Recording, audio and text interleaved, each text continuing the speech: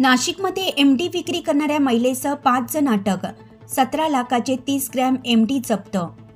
नाशिक शहरात एमडी मेफेट्रॉन तस्करीचे जाळे थांबण्याचं नाव घेत नाही। गुन्हे शाखा युनिट 1च्या पथकाने रविवारी द्वारका परिसरातील एका हॉटेलवर छापा टाकत धडक कारवाई केली। या कारवाईत एका महिलेसह 5 जणांना अटक करण्यात आली। त्यांच्याकडून तब्बल 30 ग्रॅम एमडी ड्रग्ज जप्त करण्यात आला। जप्त करण्यात आलेल्या एमडीचे बाजार मूल्य सुमारे 17 लाख रुपये इतकं असल्याचं सांगितलं जात आहे।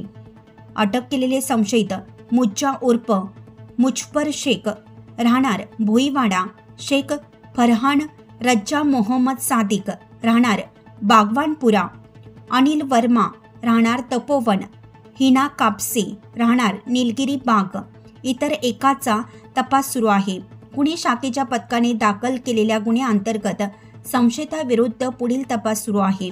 या कारवाईमुळे नाशिक शहरात पुन्हा एकदा एमडी तस्करीच्या वाढत्या धोक्याचा मुद्दा समोर आला आहे।